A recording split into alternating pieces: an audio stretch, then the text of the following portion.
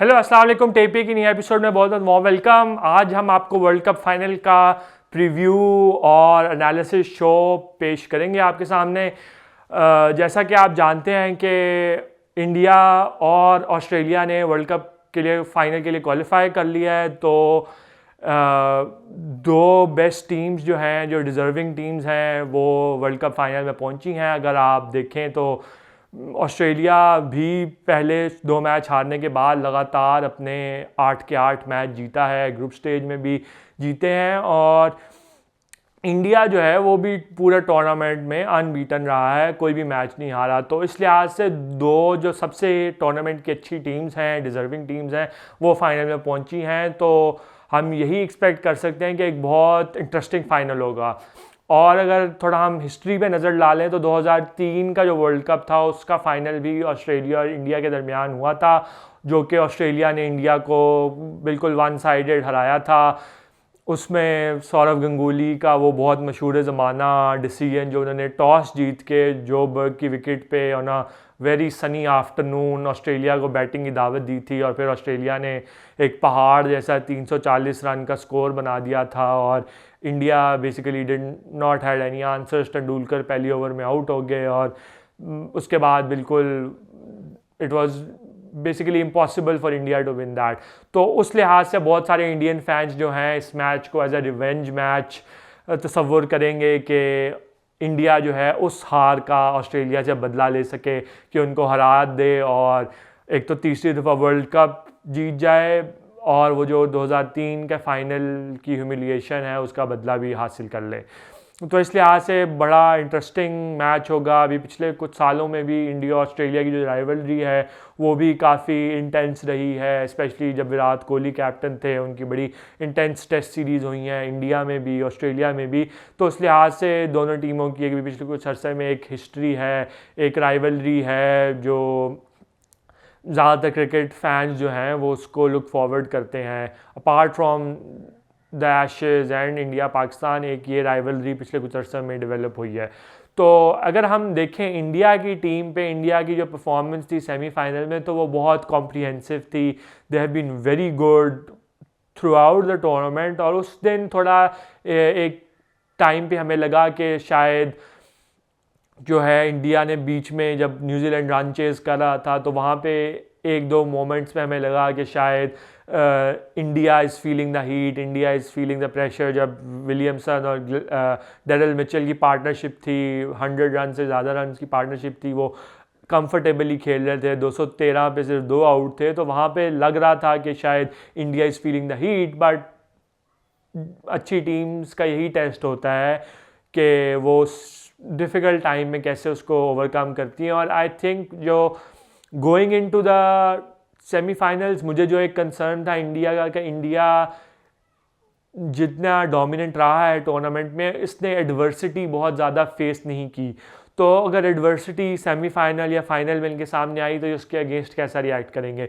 तो ये थोड़ी एडवर्सिटी थी जो जिसको इंडिया ने ओवरकम किया, और आई थिंक उसकी वजह से इंडिया को काफ़ी ज़्यादा जो है वो कॉन्फिडेंस आया होगा कि हम थोड़ा फंसे थे मैच में, बट हमने वहाँ से भी मैच जीत लिया और कन्विंसिंगली जीता। लाइक 70 रन का मार्जिन था।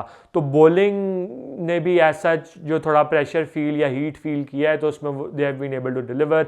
शामी की हम बात करें तो he is been amazing, 50 world cup wickets हैं बहुत थोड़े मैचेस में, और अभी सिर्फ he did not play the first few games for India in this tournament, उसके बावजूद he is the highest wicket taker of the tournament. तो ये एक तरह से इंडिकेट करता है कितनी अच्छी बॉलिंग की है शामी ने पूरे वर्ल्ड कप में। इसी तरह बैटिंग पे अगर हम आ जाएं तो बैटिंग भी इंडिया की बहुत अच्छी रही है। रोहित शर्मा की जितनी तारीफ़ करें कम है। रोहित शर्मा ने अपनी जो वाइट बॉल गेम है उसको जिस तरह रीडिफाइन किया है, बिकॉज इंडिया का काफ़ी अर्सा पहले तक जो सबसे बड़ा मसला था वो यही था कि अच्छे बैट्समैन थे, बहुत अच्छे बैट्समैन थे, बट ये तेज़ नहीं खेलते थे।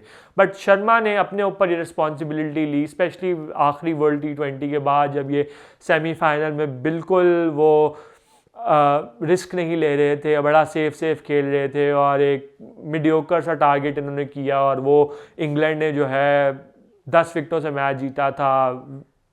और वो उन्होंने 15 ओवरों में चेज़ कर लिया। तो वहाँ पे एक रियलाइजेशन इंडिया में डेवलप हुई कि we need to change the way we play, और उसमें रोहित ने अपने ऊपर लिया, नॉट ऑन एनीवन एल्स कि ये जाके करेगा या वो खिलाड़ी जाके। उसने कहा कि मैं जाके अटैक करूँगा, रिस्क लूँगा, और इरिस्पेक्टिव ऑफ कि मेरी एवरेज क्या होती है, मेरी स्टैट्स क्या आते हैं, मैं कितने रन्स करता हूँ नहीं करता, मैंने जाके अटैकिंग खेलना है और एक टोन सेट करनी है टीम के लिए। तो अगर आप डिफरेंस देखें इंडिया साउथ अफ्रीका के मैच में, तो रोहित की इनिंग्स थी, उसने ऐसी विकेट पे जो बहुत स्लो थी, जहाँ पे सब लोगों ने स्ट्रगल किया, वहाँ पे इतनी तेज़ इनिंग्स खेल दी कि वो at the end of the day match का डिफरेंस था। इसी तरह न्यूजीलैंड वाले मैच में भी he played a very good innings, ऐसा स्टार्ट दे दिया इंडिया को, हेड स्टार्ट इतना दे दिया कि India from the very start of the game आगे था, और न्यूजीलैंड सारा गेम उसके बाद चेज करता रहा। कोहली भी is in great form, he has finally clicked in a world cup knockout game. इससे पहले कोहली से भी यही था कि वो जब भी सेमीफाइनल्स होते हैं उनमें स्ट्रगल करता है, कोई बड़ा स्कोर नहीं कर पाता, तो उसने वो भी स्कोर किया, 50 ईयर ODI 100 भी कर लिया है, Shreyas Iyer, KL Rahul, like their whole team is doing really well. तो India I do think start as favourites, home conditions हैं, होम सपोर्ट होगी अहमदाबाद में, 1,30,000 बंदा इंडिया को सपोर्ट कर रहा होगा, तो it will be very wonderful occasion for India. और इंडिया के मैक्सिमम मेरे ख्याल से तो they are the favourites to win it. But अगर कोई टीम इंडिया को हरा सकती है तो वो मेरे ख्याल से ऑस्ट्रेलिया ही है, because Australia is also one of those teams जो कि नॉकआउट गेम्स में, वर्ल्ड क्रिकेट में दे आर बीस्ट्स, वो अनबीटेबल हैं। अभी तक वर्ल्ड कप क्रिकेट में वो जितने फाइनल्स खेले हैं सब जीते हैं। 87 का, सिर्फ 96 का फाइनल हार गए थे, but apart from that they have won most of their finals, and they're a very good side in these moments. Like वो इन मोमेंट्स में प्रेशर जो है उसको बहुत अच्छा हैंडल करते हैं। दूसरा वो रिजिलियंस उनमें बहुत ज़्यादा है, लाइक कोई भी एडवर्स सिचुएशन हो, जिस तरह अफगानिस्तान वाले मैच में 7 आउट थे 91 पे, बट वो फिर भी एक खिलाड़ी 200 रन्स कर गया, मैच जीत गए। इस तरह की चीज़ें वो ऑस्ट्रेलियन से आप एक्सपेक्ट कर सकते हैं कि वो किसी भी सिचुएशन में, कोई भी सिचुएशन हो, आप ये फील करेंगे जी ये बिल्कुल मर गए हैं, आपने इनको मार दिया है मैच में, बट वो वहाँ से भी उठ के खड़े हो जाएंगे और आपको ऐसे काउंटर पंचेस मारेंगे कि आप फील करेंगे कि शायद आप हक्का बक्का हैरान रह जाएंगे और वो आपसे मैच खींच के ले जाएंगे।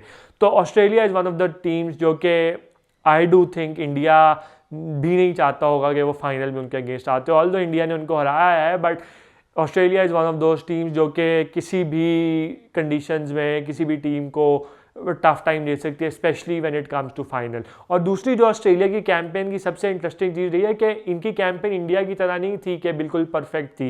ये शुरू में 2 मैच हारे, 2 मैच हारने के बाद लग रहा था ऑस्ट्रेलिया टीम बिल्कुल आउट ऑफ सॉर्ट्स है, कैच ड्रॉप हो रहे थे, रन्स बैटिंग नहीं कर रही थी, बॉलर्स अच्छी बॉलिंग नहीं कर रहे थे, बट उसके बाद से उन्होंने 1-2 क्लोज मैचेस जीते, श्रीलंका के अगेंस्ट 50-50 मैच जीता, पाकिस्तान के अगेंस्ट 50-50 मैच जीता, और उसके बाद से they have been an absolutely different side. उन्होंने नीदरलैंड्स को हैवी मार्जिन से हराया, न्यूजीलैंड को, और उसके बाद they have continued their continuous form. और उसमें भी ये जितने भी इनके मैचेस हैं उसमें इन्होंने एडवर्सिटी देखी है, मुश्किल सिचुएशन से मैच जीते हैं। तो इस लिहाज से इनको थोड़ा ज़्यादा एक्सपीरियंस है निस्बतन इंडिया के कि जब प्रेशर या क्रंच सिचुएशन आएगी तो उसमें ये उसको कैसे हैंडल करेंगे, बिकॉज इन्होंने वो चीज़ें ग्रुप स्टेजेस में इनकाउंटर की। और जब आप इस तरह की चीज़ें इनकाउंटर करते रहते हैं तो दैट बेसिकली मीन्स के आप जो प्रेशर को है ज़्यादा बेहतर हैंडल कर सकते हैं, बिकॉज जब आप उसको बार बार इनकाउंटर करते हैं तो आपको आदत हो जाती है। अनलाइक अगर आप उसको 1 या 2 दफ़ा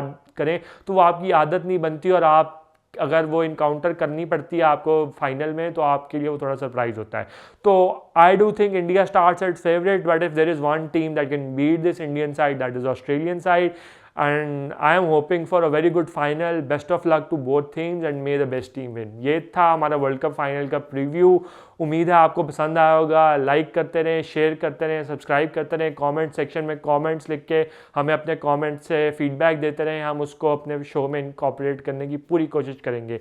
अगले TPA की एपिसोड तक आप सबसे इजाज़त चाहता हूँ। आपसे मिलते हैं अगली एपिसोड में। अल्लाह हाफ़िज़।